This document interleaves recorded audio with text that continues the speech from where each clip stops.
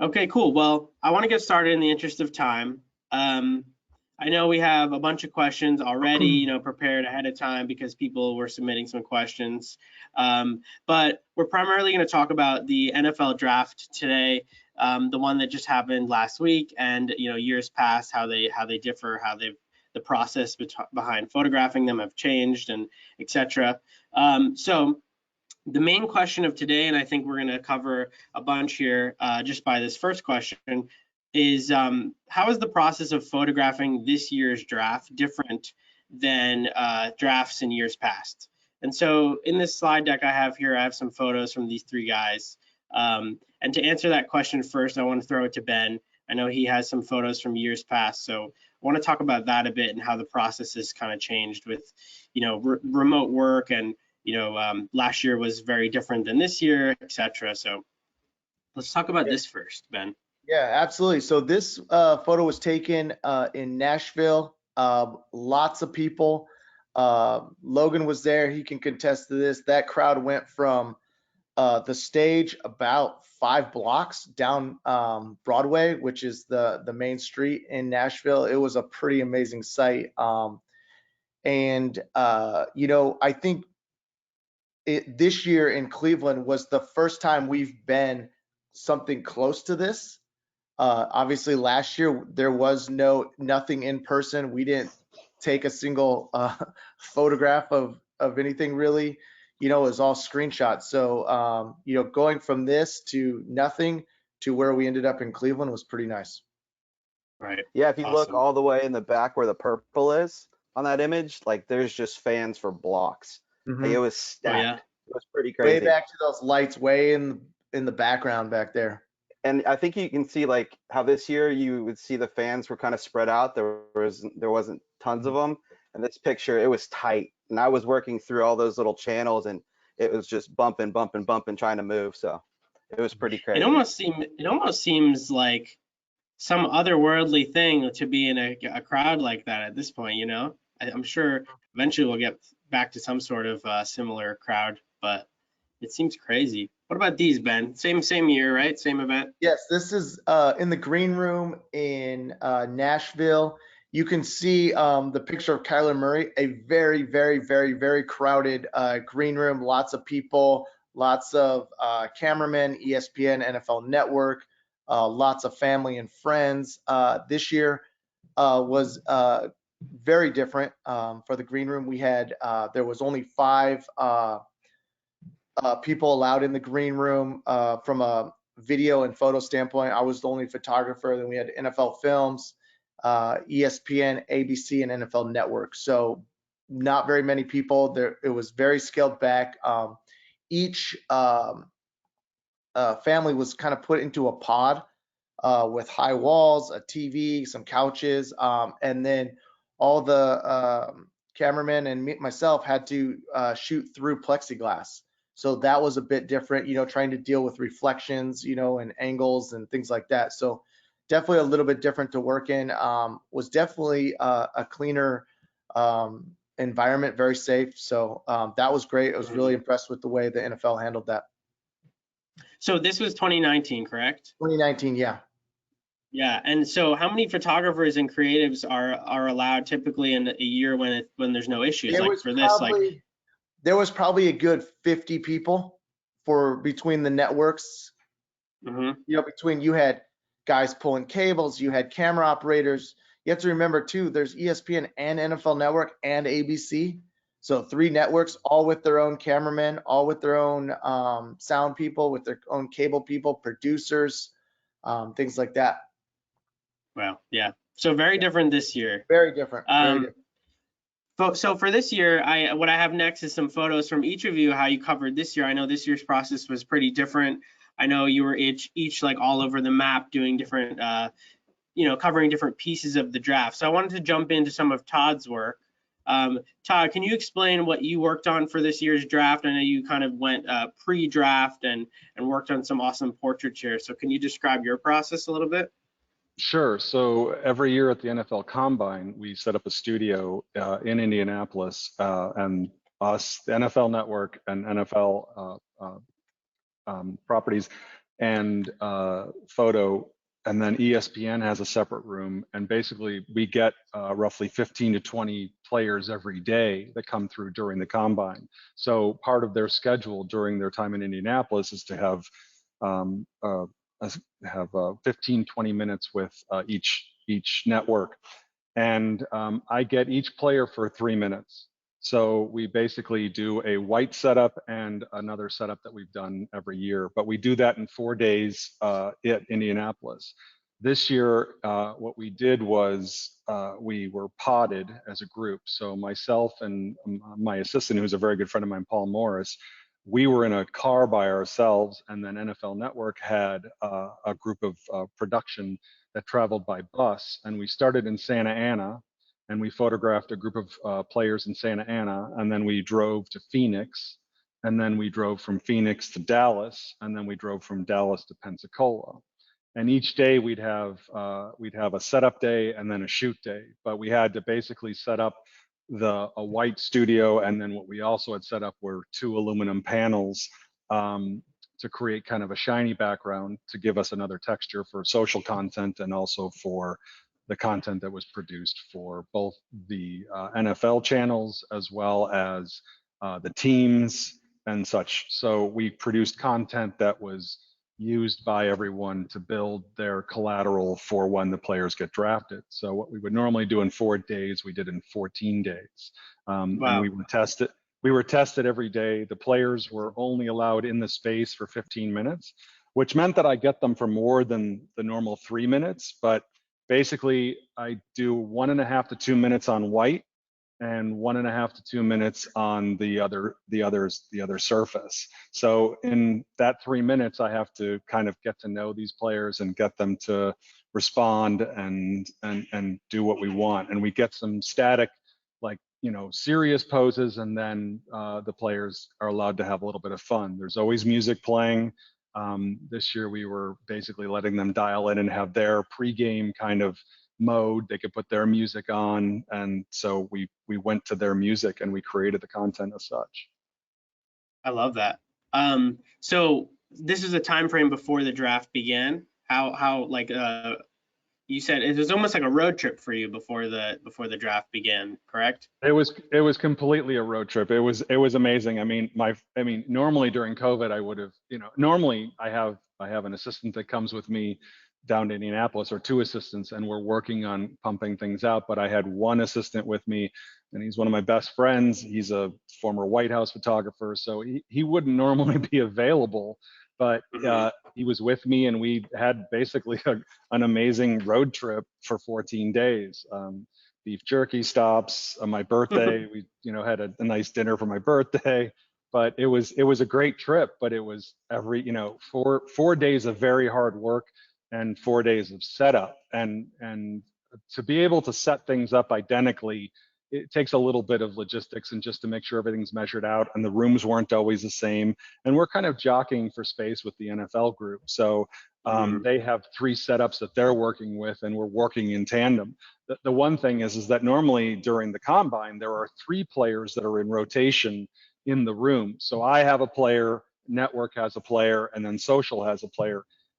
Or actually interview might have the player, but this time we had 1 player at a time, which was good and bad in that, it was a little bit longer day, but it was also good because that meant that I could actually photograph them on set when they were with the network group. And I got some really interesting stuff out of that as well, which was used in social content. And if you follow any of these players, you'll see the images populate their Instagram and social media feeds and their Twitter feeds. And then each team, as they were drafted, were doing things where they were creating things. And NFL did things where they created these cards, playing cards, using the images. They kind of cartooned them and made them into these playing cards. So the content was being used. But yeah, it was one big 14-day road trip. We had 1 day of 14 hours of driving. We definitely hit a wall on that last 2 hours going to Pensacola. We were like, this has been a long trip. I'm sure.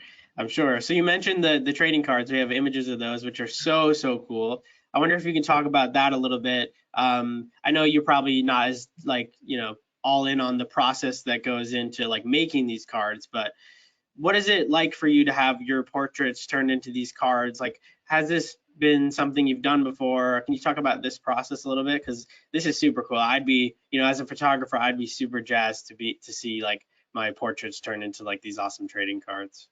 Absolutely. I mean, I think the thing is that anyone that's in this field for a living, I mean, you're doing it for multiple reasons. I mean, you obviously want to make a living doing what you're doing, but you're doing it because you want the images to be utilized. And I mean, I've spent a number of years. I've been 16 years. I did 16 years with Sports Illustrated. And, when you're shooting for a cover or you're shooting for, the assignment is going to be used, it's important to, it definitely ramps things up. But with the NFL, what we've done is we shoot on white because we know that the purpose of these images is to be utilized in multiple ways. And the creative team that is behind what's going on here are awesome. I mean, and I never know what they're going to use them for, but I always know that the more content I can produce for them, the more capabilities they're going to have to work with them. And the most important thing is getting that energy out of these players. And some of them, like from Alabama and Ohio State, and from the larger schools, they've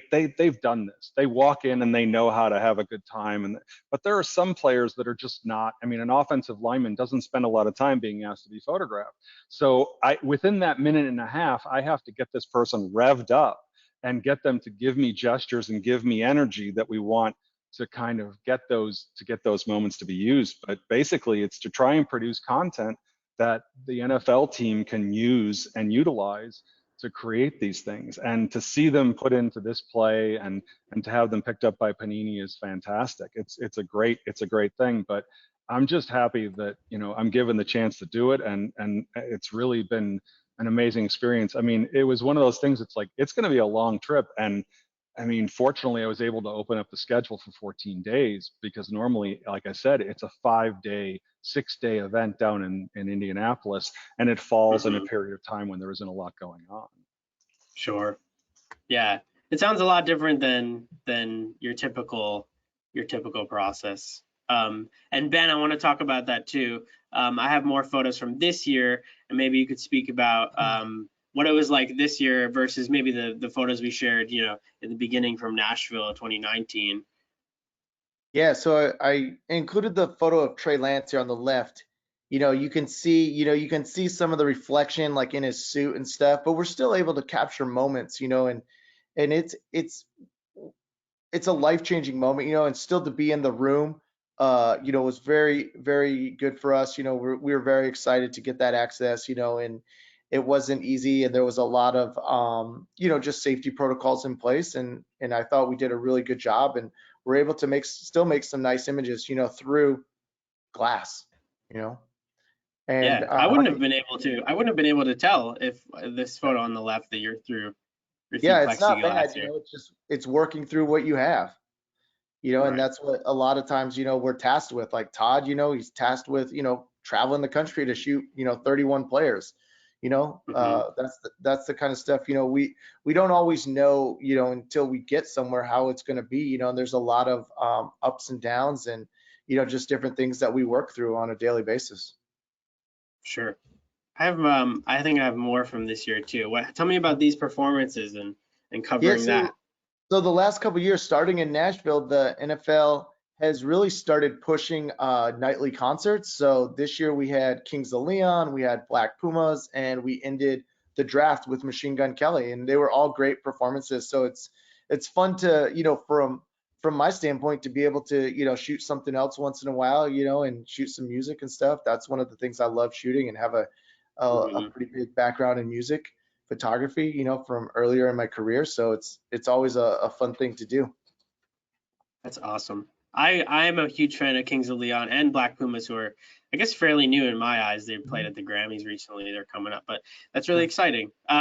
Logan, I want to give you a chance to speak about your process this year and how it was different from years past for you as well. I know you're down in Florida, so let's talk about. Oh, before we jump in, I have this photo from Ben too. So before it, Logan, Ben, can you speak about this a bit? Yeah, I just kind of included this so you can kind of see the crowd a little bit. You can see everyone's wearing masks. This whole front area was all vaccinated fans, so and then further back was non-vaccinated, but the NFL did a really good job of, bringing fans back into, the venue and into the stage area, you know, and that was something I think from the get-go that they wanted to do. And you know, it was fun having, you know, that interaction and seeing, you know, fans back. You know, it was I the you know, actually first time. texted Ben about that, about this photo when I first saw it, because I feel like it's an angle that we haven't seen in the past, because usually there isn't fans right there. So I think that's a really cool perspective. yeah. Yeah, they had some kind of inner stage fan areas, which were really nice and really cool, you know, for the fans to be in that area. So it's a pretty cool thing to see, and it was a great new angle that we had never really had from before. This is taken from kind of the far back of the stage, and you can see all the photographers down in front in the photo pit. Mhm. Ben, do you know how many people were attending this versus 2019, for example? I don't know the exact numbers, but I definitely did hear that we did set some records on attendance. Very cool. Yeah. All right, Logan, Cleveland, like I promised. sorry, one more Oh, thing I go was for just it. going to Yeah, say. go for it. Cleveland allowed for a really nice open space around the stadium and in the streets there. I'm glad it worked out. I mean, yeah, to have fans back there must have been exciting, at least in some, you know, in some regard. Yeah. Logan, I know your process was different too. You were kind of one-on-one down in Florida, so I'd love for you to speak about your experience and how your piece of the puzzle got into, you know, played into this whole draft process. Yeah, it's completely different than this year. Like the years in the past in Dallas and Nashville, I was actually there. I was with Ben and with Perry Knotts, another photographer, and we kind of had assignments throughout the week, and then we'd cover the event. But this was completely different. We have a pretty good relationship with the Jags PR, and they helped a lot with this to give us the access that we needed. Ben actually started that whole conversation with them, and I give him a lot of credit because without what he did and what Alex and Amy did at the Jags, we would never be here. So that was pretty cool. I actually drove up Thursday morning from Jacksonville to Clemson to do this because he was doing it live from his house. So there was going to be a bunch of family and Dabo Sweeney coaches, all that. So I drove up that afternoon and got there around like 6 or 7. So I came in about 30 minutes or so prior to that, and they were in this little small room, and there was like maybe 60, 80 people, just like family, just like going crazy, even before they even knew he was going to get drafted. And so when they went live, we shot that stuff of him. That's him on the phone when Urban called, and he got the phone call, and then the next picture is him posing with the jersey. This was probably like 20 minutes after he did all his interviews and all that kind of stuff, and it was really cool to be there and witness like the intensity and like the excitement from the family, and they were all going crazy.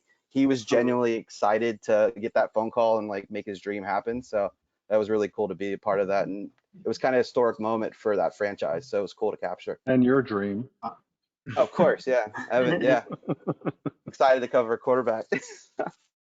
Yeah, awesome. Real one. And then does this stuff happen right after that? What talk us through this? So yeah, so like the night before stuff, it was probably I was only there for about an hour or so to get all that kind of stuff. This was the next morning, so the Jags sent that's actually Shad Khan's jet sent that down to Clemson and picked him up and myself. So this was the shot on the left is actually him, his wife, agent, and stuff like that, just kind of talking and stuff like that inside the plane. And then the one on the right is from when we landed and him just getting off. It was pretty, he was happy. He was happy in the plane. He was excited from the beginning. There was no point where he was like down. He was all smiley, which was nice because I'm shooting with cameras that are silent, so I can kind of just sit back and let like frames happen and let moments happen. And it feels like I'm not even there because I'm kind of like a fly on the wall. So that was really cool. I'm sure it felt like, you know, at least for him, like the start of a celebrity sort of feeling, you know, to be on a jet, but also to be followed around and almost like paparazzi a little bit. But how is it? Yeah. Have you ever done like a personal story on like someone like this? Not really. We actually did one in Dallas with one of the international players. I spent the whole day with him at the draft, leading up to him actually getting drafted, and that was pretty cool too. Like I got to be intimate, take intimate photos like this, where you're just kind of there. You're just kind of hanging back. You're not really part. You don't want to make yourself part of the story. You kind of just want to document the story. Which like I've had a lot of friends text me like, did you get to talk to him and all that stuff? And it's like, no, I'm not there for that. I'm there to accomplish a job, and it's good to just kind of take yourself out of that and just sit back and just kind of watch it unfold. Yeah. As I tap into this next photo, I want to know about, like, because you three had different processes for this draft and how pieces came together. I want to know, and Logan, maybe you can continue, but I want to know how you kind of worked together remotely to kind of get everything where it needed to be. Like, what was your workflow? What was your remote workflow like in terms of getting the photos and then delivering it to where they needed to be? Any stakeholders or sponsors or anything like that? And you want to talk on that? You want me to talk on that? Yeah, I'll jump in on that. So we have we had obviously a few people in Cleveland. Logan was by himself, and then we had a large group back here in LA, all working remotely. And a lot of it is Ethernet drops, wireless packs, cell packs, you know, and all that funnels back and ultimately ends up in our PhotoShelter. And from there, we can share links with the clubs, PR, events, marketing, social, you know, whoever needs photography, and all that is funneled back and is, you know, organized in different galleries and whatnot, and it's all accessible within a few minutes of being taken. You know, our process is pretty streamlined, and you know, everything gets sent to editors and photoshopped and captioned in real time, and it's up in PhotoShelter within a few minutes. Very cool. Yeah. Yoav has a question to.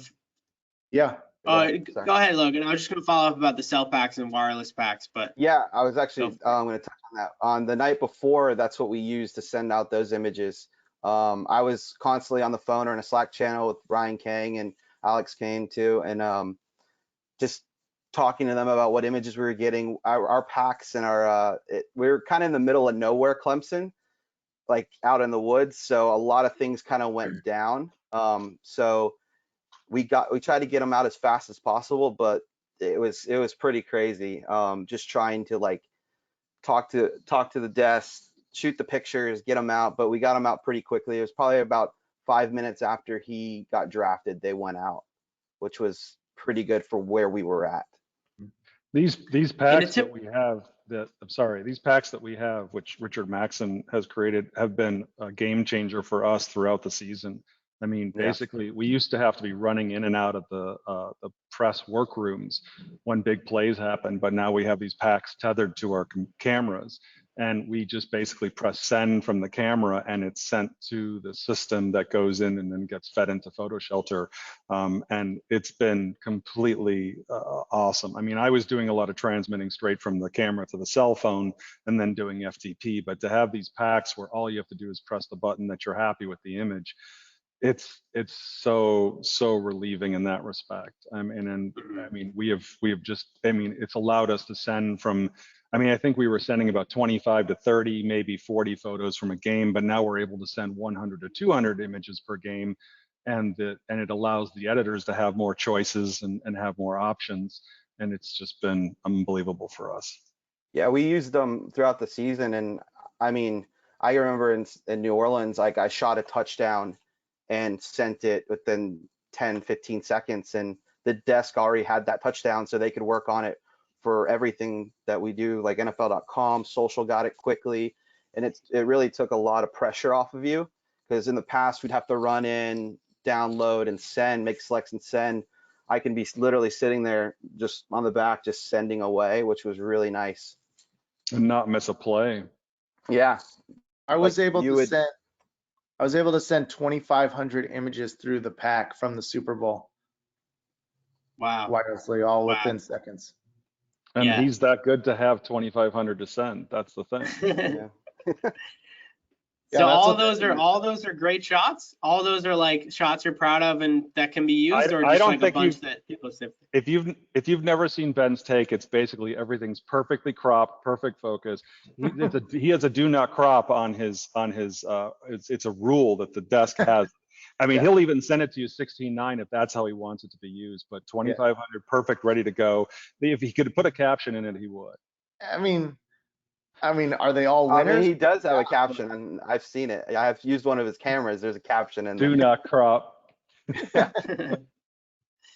I But love that. So yeah, is this similar to like your remote kind of workflow when there are games going on, or is this something particular to like this sort of remote process that when you're all separated? Is this something that you still utilize when you're all together or when you're on the field? I mean, you were talking about game day, so I assume, but yeah. you know, how does it differ?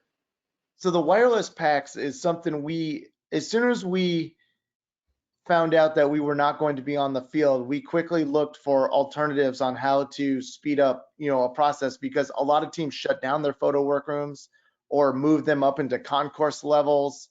It wasn't ideal. So we started working right away. We had one of these packs, and we had played around with it a bit and did some testing, but we rolled them out, and purchased 10 of them and never looked back. I mean, we weren't running cards, we weren't downloading cards, except for like halftime and the end of the game. And for being in the stands when it's hard to move around, these packs were a game changer for us. You could send a photo from every play if you wanted to. Yeah, I know. Like I worked with when I worked with Perry this year, we would just take a sideline and we would just never leave. We would never have to go to the workroom or anything like that. So we constantly were shooting. So we kind of got every moment instead of about getting a touchdown, running in and missing the first couple plays in the next drive. And it really sped up everything, which was nice. And a lot of times we're covering games alone. So to Mhm. leave the field because we had to transmit was a problem. So I mean, this is completely, it's awesome. I mean, and from week one we had them at the kickoff. Cooper Neal and I were at kickoff, and Kansas City was actually a really tough situation because it was the first game during this whole process with COVID, and they had fans. So we were like not wanting to leave the operational zone, not knowing what it was going to be like. And so to be able to do the transmitting from the operational zone, not have to worry about it, was a huge asset. Yeah. Mm-hmm. Love that. Well, I want to give everyone a chance to ask questions. I know this is an AMA. We did collect some questions prior.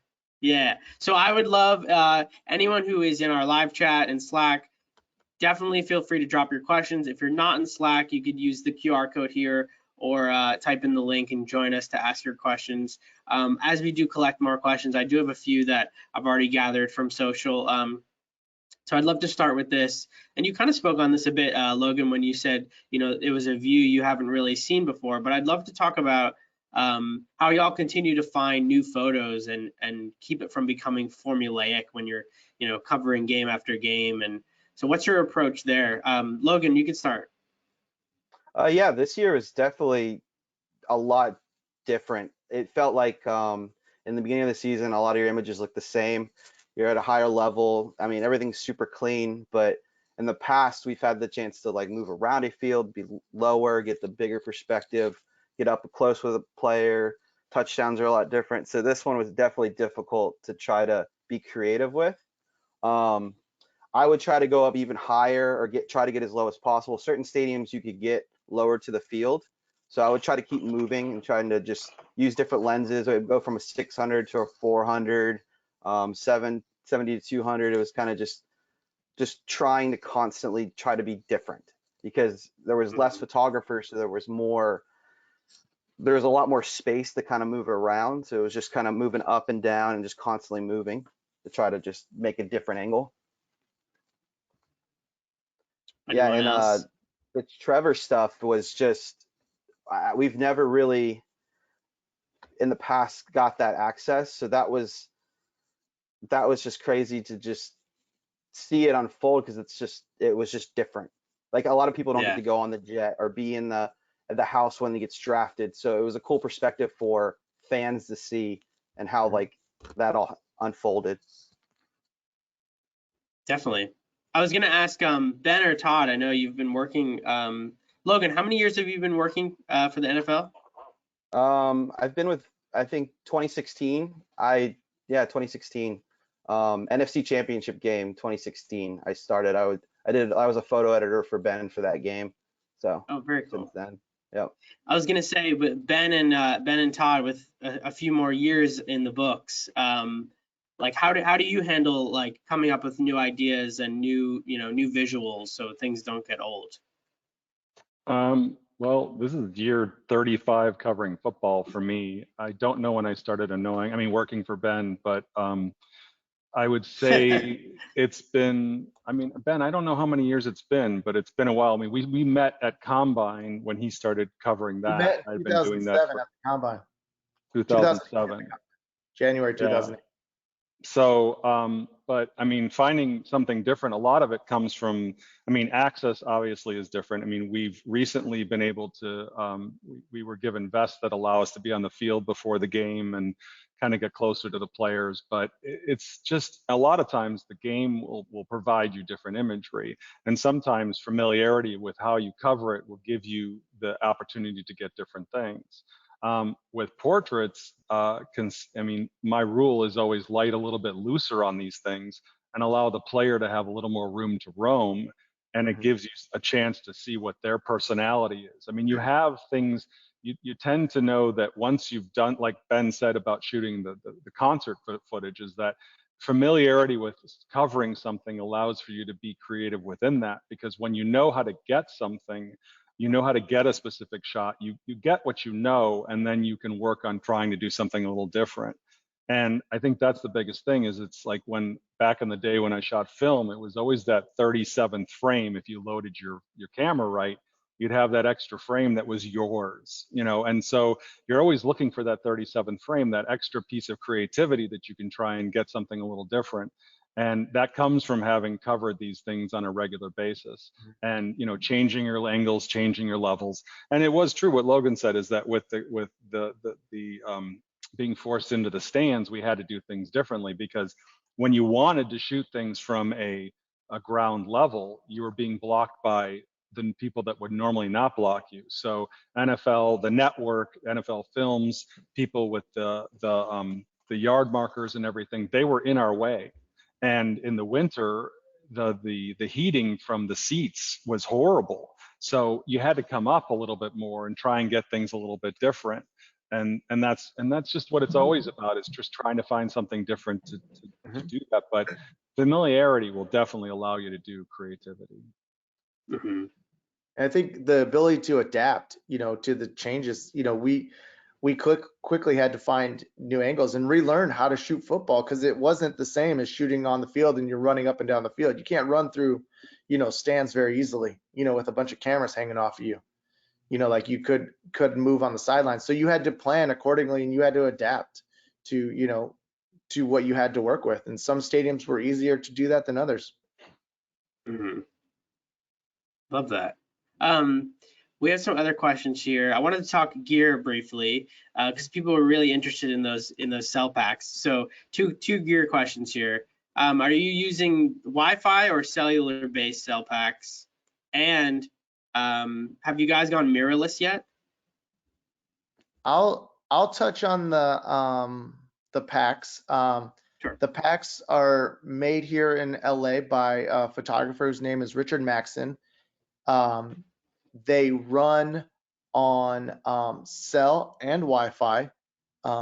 They actually contain a AT&T and a Verizon SIM card, as well as can connect to a network. So they switch to whatever the best signal is. Very So cool. sometimes you might be on, most of the time we're on Verizon, but if Verizon goes down, which happened on Thursday night at the draft, we can switch to AT&T. We can switch to, if there's a Wi-Fi network in the stands, we can switch to that. So it's a pretty robust system. Very cool. Any of you guys using mirrorless? I've been using mirrorless for 5 years now. I switched to Sony. I was completely Sony. Basically, it started with classical music and dance and performance, which is what I do a lot of. So I've been using the Sony A's, the A9s, and now I have an A1, A7R4, A7R3. So that's been my go-to, and they've been fantastic. Yeah, I'm not as familiar with the mirrorless stuff, but we use the Canon R5 for all the Trevor for on the plane and in the house. So that was really cool to be able to be quiet, so Mhm. you weren't hearing a shutter just. So Right. yeah, and it worked really great. I'm actually intrigued by them now. So Yeah, I haven't gone out and photographed in a while, but that has always been an issue for me, is like really loud shutters in events or stuff like that. So I'm definitely interested in trying to get in there on the mirrorless side. We have some other questions here. Let's see. What's the best way to get involved with the NFL photo team? Is there a way for people, creatives, maybe in our Slack group that who are, so passionate about this to get involved in one way or another, internships or opportunities there, Ben? Send Ben Yeah, coffee. absolutely. Yeah. We do offer internships. Unfortunately, we don't have one this summer, just due to uh, budgets and things like that. Mhm. But we've had a few in the past, and we will push to have one again next summer. I think it's a great opportunity to kind of just get to know the team, get to know the photo editors in the office and work. You know, I think the first intern we had was Tori Richmond, who's now a Super Bowl champion with the Buccaneers, staff Mhm. photographer. And I think like the first day she showed up, it was like, oh yeah, tomorrow you're flying to Dallas to shoot a fashion show with a player. And then like a couple weeks later, we photographed goats. So you never know what you're going to get into in the off season. But yeah, keep an eye Nice. out. I usually try to post them, and most of the rest of the photo team tries to post them as well. And I think everyone on our team, they're great people, and are very approachable too. I love that. Yeah, so we have some of the folks in here. So for anyone in our Slack group, we have a football creatives channel, and we can always network in here. So love that. Yeah. We have a related question. Gerson says, if I'm pronouncing that correctly, I eventually want to work in the sports world. What are steps I can take now to get there someday? So somewhat related, maybe not as specific as to this group, this photo team, but for creatives who want to work in the sports world, what are the steps that they can take to get there?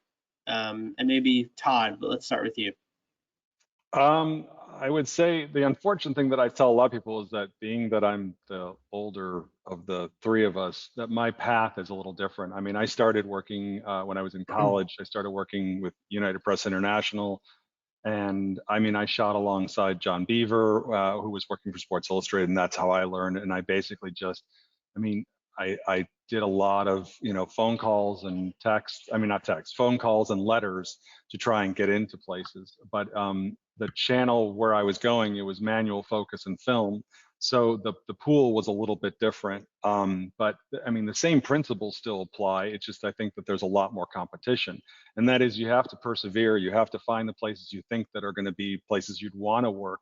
And you have to apply and you have to constantly ask those questions. And one of the rules that I've always told people that I was taught by a friend is that you need to be a tick. You need to burrow your head in someone's flesh until they light a match and say, leave me alone. But be gentle about it, be kind about it, but be persistent. And know the person's work, know the company's work that you're trying to apply for, and be aware of it, and be educated, and be be professional when you apply. And there are opportunities with photographers being assistants and being their editors, and doing doing grunt work, so to speak, but it'll allow for assistant work too. I mean, I oftentimes have an assistant that I'm paying to assist me for big shoots, but then they're also working in the office and helping me there. So a lot of it is just basically the networking, and being the best person you can be in communicating. But it is definitely a tougher field to get into because a lot of people want to do it. Mhm. I'll tag onto that.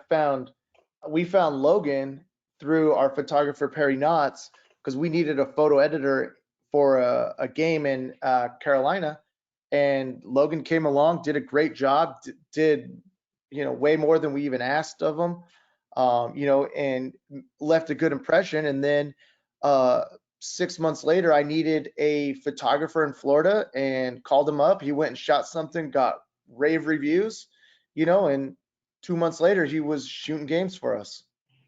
So it's just networking and, meeting people and things like that. You never know who's gonna call you up and say, hey, we need someone to help, or, and also to what Todd said, assisting.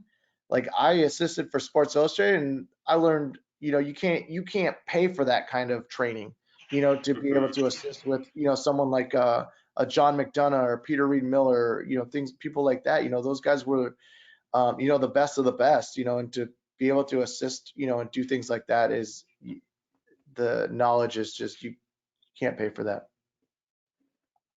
Yeah, I actually, the reason, yeah, like Ben said, at Perry Knott's, I always really wanted to do sports. Like when I first started photography, I'm completely self-taught. I started with surfing and all that kind of stuff. And I hit a point a couple years later that I really wanted to do sports. So I would kind of look around and see what sports photographers in my area were like. And I found Perry. And I just reached out. I just wanted him to look at my portfolio and kind of see where I was at. And I think that's big to ask people like stuff like that, because you always want to get better.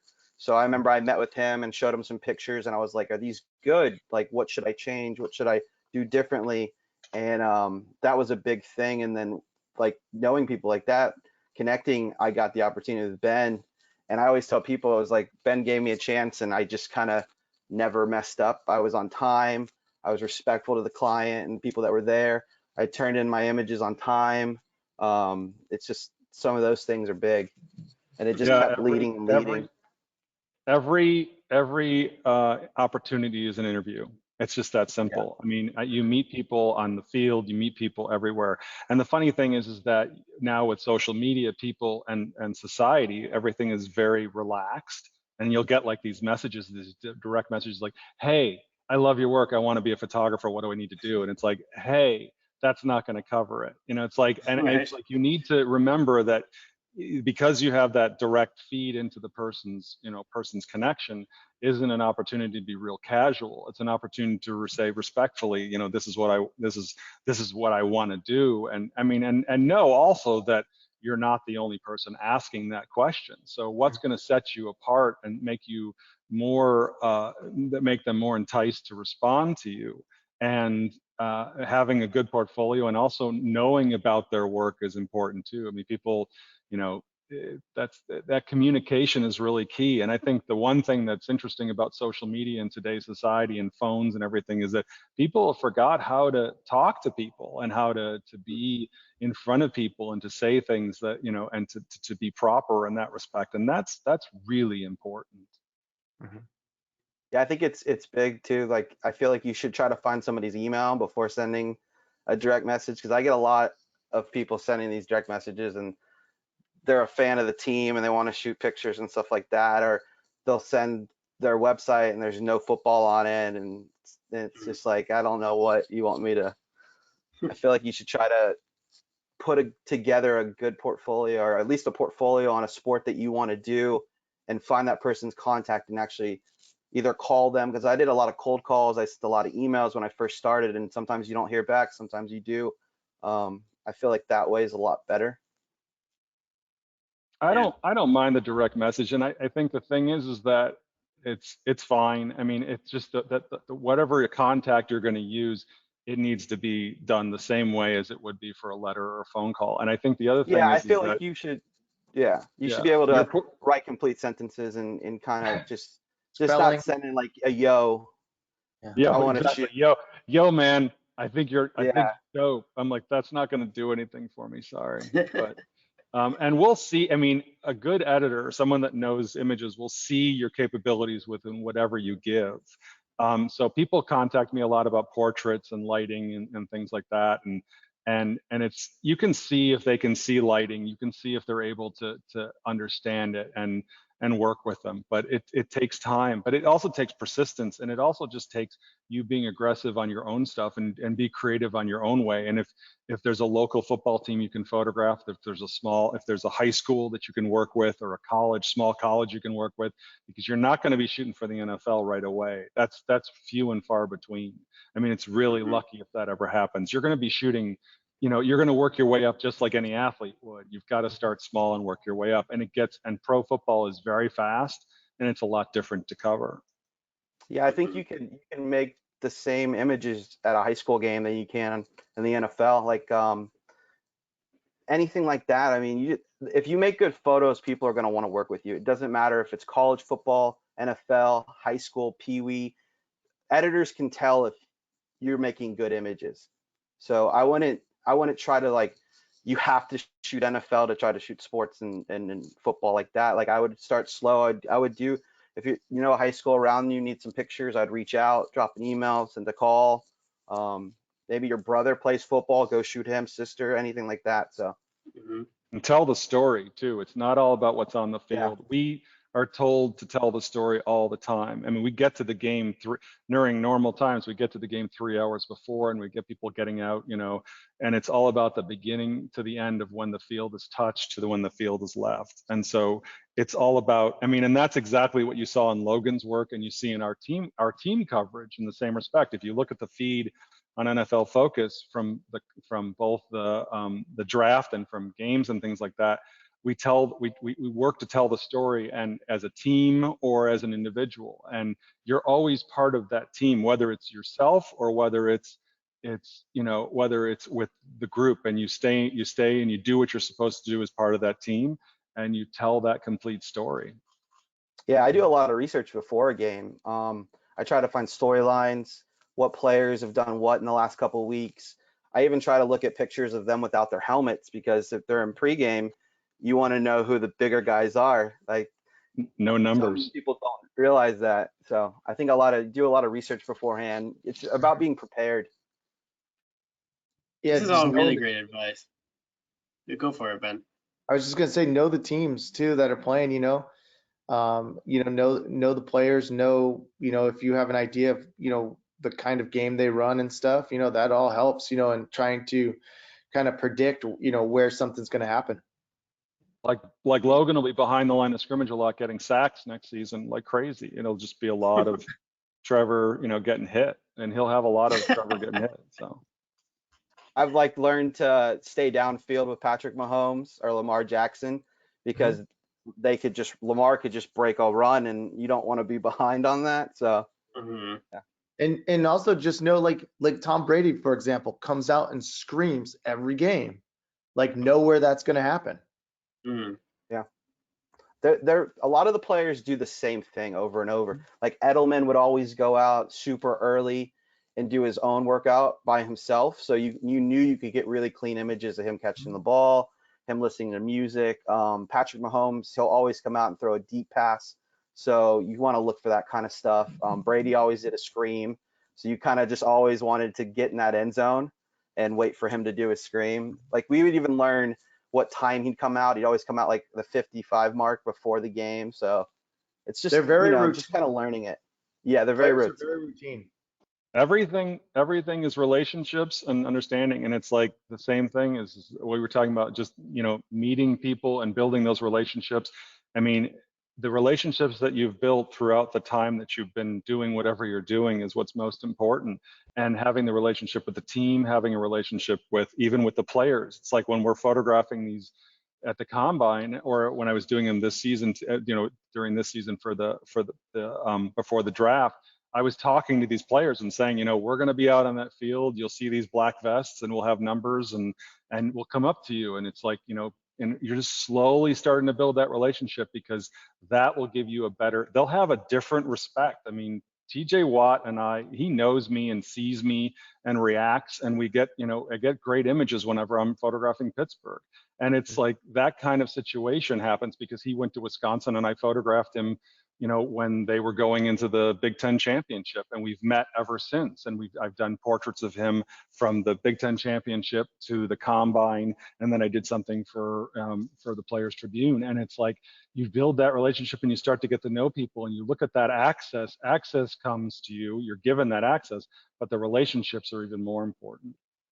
Yeah, I had a pretty good relationship with Calais Campbell, and I'd see him on the field or at any time, and he kind of knew me, and he knew I was trying to make him look good. Like I was trying to get really nice pictures of him. So this year or past year in Miami during honors, he got the Walter Payton Award, and I remember I kind of went on stage and he saw me and he posed for a picture. We ended up getting a really nice frame of him on the That was stage sweet. holding the trophy and all that. So it was that relationship I built through portraits and on the field and stuff like that. It really is. It's about relationships. And we're not there to make friends with them. It's really not No. it. It's really, Yeah. this is a business working relationship, and you have to carry yourself in the most professional way possible. It's like, I'm not their friends. I'm not there Yeah. for an autograph. I'm not there for a selfie. I'm there to document and to tell the story. And you look at the team photographers that do the amazing work, Sean Hubbard and Dan, who we've talked about before.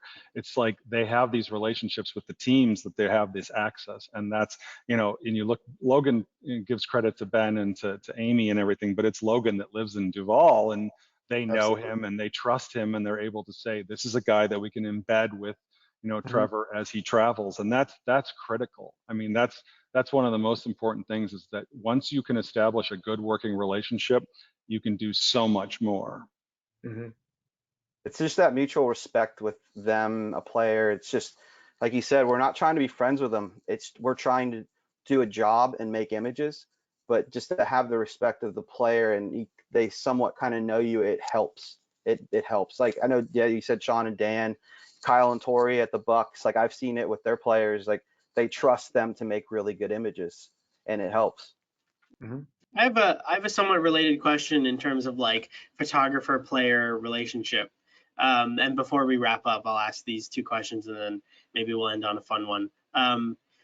In talking about the draft and photographing players, do y'all remember photographing or meeting anyone at the draft and knowing right away that the player's personality will make for, you know, really successful images? And then as a follow-up, you know, has there been any standouts in the past years that, like, you know, surprised you when you saw them on the field versus their off the field sort of demeanor? Oh, that's hard. I mean, I've done close-ups with, I mean, I did it with Johnny Manziel and Matt Stafford and Matt Ryan. Those were the three consecutive, not in that order. And I did those with Peter King when I was working with Sports Illustrated, and their personalities kind of showed up of who they were. I mean, Matt Stafford, he came in, he was dressed really well. He had a nice dress shirt on. He sat down. He was ready to go to work. He would do whatever he want. Matt Stafford came in like athletic attire, and he was like, you saw him ready to flip that table and say, I want to go play right now. And so you knew that's how it was going to be. And then Johnny Manziel was so scripted, and so you could tell that he had been kind of like told what to say and how he did. But Peter and I walked away. It's like, it's exactly what he was supposed to say. So it was interesting to see those things at the combine, and then to see how they turn out as where they are. And they're exactly that way. And you know, the relationship I said about TJ is, you know, pretty much the straight way through. I don't know about, you know, game face versus, you know, I haven't seen that. But I mean, some of these players that I photographed this year, like Penne was really fun, and he's going to be a great personality, and really fun to watch when he gets out on that field. Cam Newton was interesting. He was one of the first players that ever asked me to look at the photos after we took them. He's like, hey, can I see those? And he was checking to see that he looked good, and if he wanted to do a couple more or whatever, but he definitely checked to make sure that the photos look good. I'm surprised it's not more common, to be honest. It was early on in tethered type material. Sure. Like, I mean, we weren't tethering a lot, but he was one of the first players I ever remember asking to see the camera. How about you guys? I think Any thoughts? Lamar Jackson, I covered him at Combine, draft in Dallas, and then throughout the season. And Combine, he was very serious. Draft, he was fun and happy. He was smiling, taking pictures on the red carpet, all that stuff. And then game time, it completely switches. It's all business, and he's very serious. And that was cool to see how he transitioned from being real happy and fun to like, this is my job, and I want to do a really good job at it. So that was one of the players that I saw that could flip back and forth. I think a lot of players, this is a job. Like, at the end of the day, this is a job, and it's their livelihood, and they're serious about it. And I think there's other times too, where they're fun, they're joking around, but once they hit the field, it's game time, and they're serious, and they get down to business. And it's a fun juxtaposition to see too, from an outsider looking in, because you you might see these guys like in the, you know, in the tunnel or pregame, you know, they're joking around with maybe some friends on the other team or something like that. But as soon as the game starts, it's all business. I saw this year with Trevor Lawrence, Trevor Lawrence. He was with his family and he was hugging and was super happy, but then he switched and did an ESPN like interview, and you could tell how it just flipped. It was happy and so excited to, all right, this is my job now. I need to take it serious. And it was cool to see him be able to do that and see players, because they have so much pressure on them. I don't know how I would feel doing that. So that was cool to see. Yeah, it's awesome to hear this behind the scenes glimpse. So very cool. I know in the interest of time for all the viewers, for all of you guys, we're going to wrap up in a second, but I did tell the guys that we have a fun question from, I guess, Logan, your friend Matt Moses on Instagram. I wanted to wrap up with a fun question. It's not only for you, Logan, but we can end with, what's your go-to beer after photographing or editing a game? God. When I'm in Florida, it's probably a Pilsner or a lager, just because it's so hot down here, especially those early months, September, October. It's brutal. We're not all like Ben, who gets to shoot indoors and there's no humidity over there. So probably a Pilsner or lager. I would say my post-game beer is a Pliny the Elder by Russian River, just because Logan can't get it. Yeah, I can't get it. So I love sending him pictures of it. I've always said that beers for quitters go for bourbon. So it's a Four Roses single barrel or a Blanton's, but a lot of times it's ginger beer because I'm working the next day. So I always say I don't drink if I'm working the next day, which is unfortunate. And I'm old, serious. I can't drink and I can't recover as quick. So I've seen Todd have a couple of drinks though. It's a good time. Let me add, go for it. Let me add one more thing before we wrap up too, going back to some of the things that have been said here today, you know, and I think this is a good thing for anyone trying to get into this business and trying to keep, you know, growing themselves in their career, is be a good human when you're out there. Because if you're not, this is a very small business and everyone will know that. Like, word gets around. I hear things from the East Coast, you know, to the West Coast. I hear from things every week from games, you know, about people. So please, please, please be a good human, because that's going to go a very long way in this business. And we all have numbers on our back during these games, so they all know who we are. Yeah, one of the other shooters, Doster, that's on our team, he always says, he's like, we're just taking pictures. Like, we just need to be good humans. It's not that serious. So yeah, and it's small. Like, we know everybody. It's crazy. Like, it's just a good, tight knit community. So. And I think anybody can really do it. Like, I didn't go to college for it. Whatever path you want to take, it can work out. You just got to hustle. You just got to, like, listen to the stuff that Ben and Todd have said. It's just, anybody can do it. Passion over profession. Yep. Love it. Well, thank you guys. I think for anyone watching who doesn't know about these three, definitely get in our Slack group. We can chat with one another. We have a dedicated football creative Slack group. Follow these guys on social to learn more about their work. Thank you guys so much for chatting with us today. I think we could just go on forever, but you know, in the interest of time, you know, we've done an AMA with y'all before. We've done an AMA after the draft, so maybe there's another one in the future. Absolutely. But I wanted to thank you three for joining us, taking the time.